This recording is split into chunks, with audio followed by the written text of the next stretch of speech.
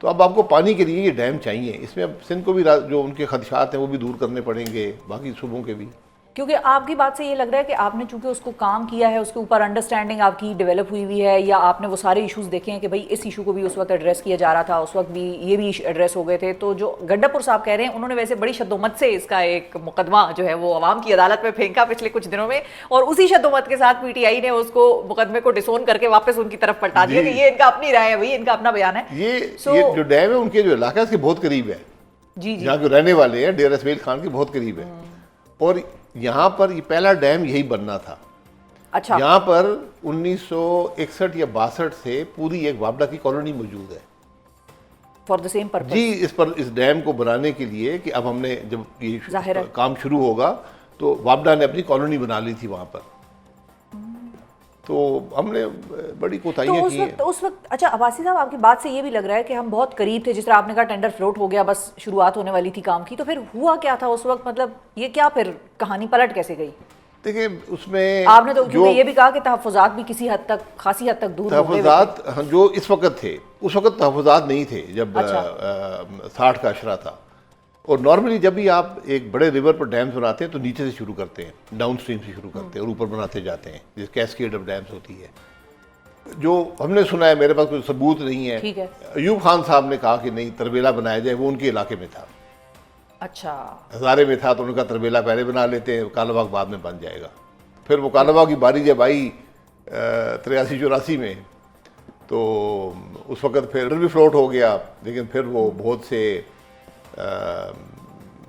एक जिसमें जनरल फजल हक मरहूम उनकी तरफ से भी कुछ अपोजिशन थी बहुत ज़्यादा, मार्शल गवर्नमेंट थी, तो वो फिर जनरल ज़िया बैक ऑफ कर गए थे। और इस सारे चीज़ के जो एक्सपर्ट हैं, जो दाई है, वो शमसुल मुल्क साहब, जो वापडा में बहुत बड़ी कॉन्ट्रीब्यूशन है उनकी, वो आज भी जिंदा है, वो जानते हैं सारे। अब उनकी सेहत अच्छी नहीं है, तो उन्होंने उन पर ये इल्ज़ाम था कि ये इलाका डूब जाएगा। अच्छा, वो जब रिटायर हुए तो उन्होंने घर उस जगह पे बनाया, अपनी सारी जो जमा पूंजी लेकर, जहाँ पर वो लोग कहते थे कि ये इलाका डूब जाएगा। उन्होंने कहा मैं अपना घर यहाँ बनाता हूँ, मैं इतना कॉन्फिडेंट हूँ इसके बारे में। तो बहरहाल वो नहीं हो सका, लेकिन अब पाकिस्तान को पानी की ज़रूरत है।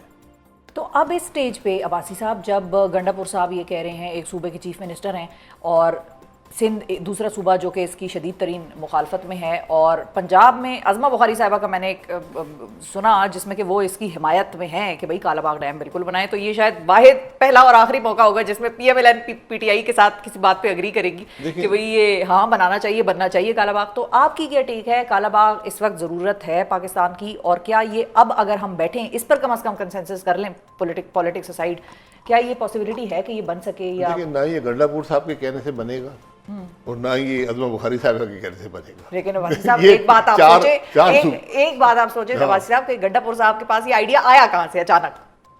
नहीं, उनको आते रहते हैं। ये आइडिया आने के बाद आप जहन में रखे बस।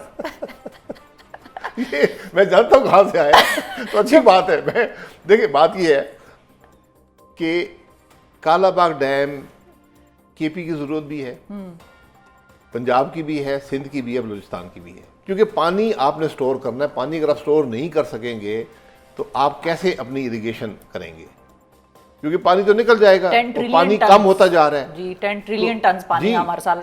आप देखें चाइना ने एक दरिया पे शायद 21-22 मंसूबे बना दिए, दुनिया के सबसे बड़े मंसूबे बनाए, तो उनकी इरिगेशन पावर सबका मसला हो गया। ये डैम पावर के लिए नहीं होते, पावर एक सेकेंडरी प्रोडक्ट है। तो इसलिए जो भी तहफ़्फ़ुज़ात हैं उन पर एक बड़ी ओपन डिबेट होनी चाहिए मुल्क के अंदर, और फिर जाकर ये बनाएं। लोगों के तहफ़्फ़ुज़ात हैं, लेकिन मैं आपको हकीकत से कहता हूँ उसके अंदर वज़न बहुत कम है, लेकिन फिर भी आपको जो भी तहफ़्फ़ुज़ात ज़ेन में हों, सिंध में हों, पंजाब में हों, KP बलूचिस्तान, उन सबको दूर किया जा सकता है।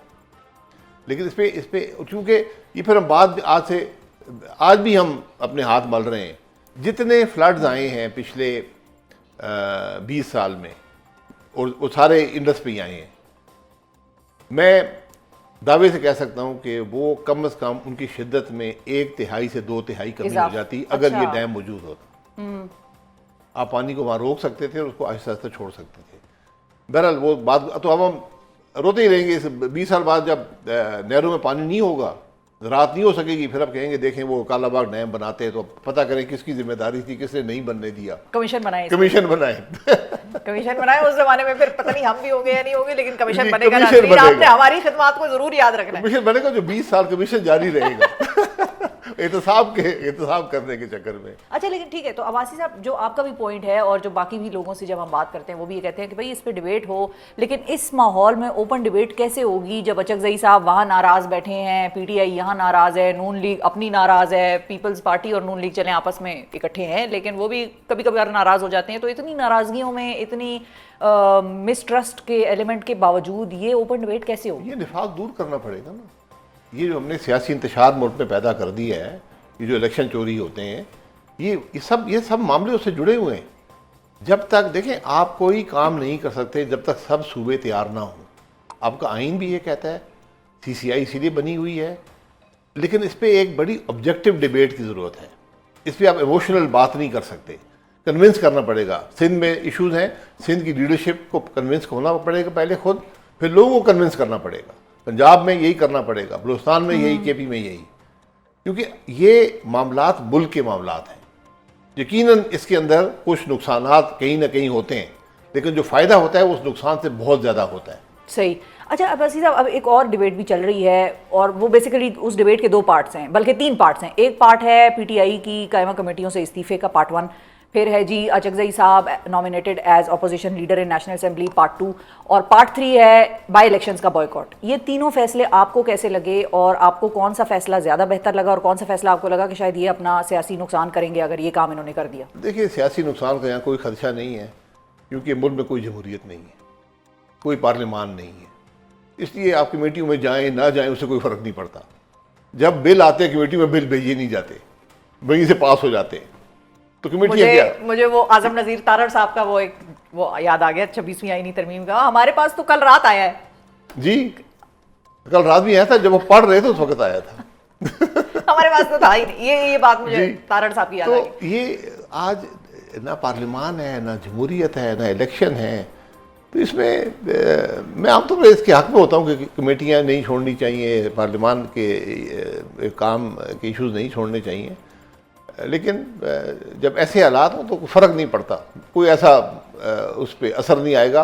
बेहतर है कि इस निज़ाम के अंदर रहें, कुछ निज़ाम अच्छा, लूला लगड़ा चलता रहे और एमएनए मजमूई तौर पर इस्तीफे ना दें, वो वाली उस स्टेप तक ना वो एहतजाज, देखें एहतजाज के तौर पर आप इस्तीफ़ा देते हैं ना, तो पार्लियामान के अंदर तो मौजूद हैं, या उनकी ये राय होती है कि भाई हम सिस्टम से बाहर चले जाएं क्योंकि सिस्टम हमारे खिलाफ है और सिस्टम भैया सिस्टम तो चल नहीं रहा ना। सिस्टम तो आज ना आइन है, ना कानून है, ना पार्लियामान है, ना जमहूरियत है, इसलिए उसमें हो ना हो इतना बड़ा फ़र्क नहीं पड़ेगा।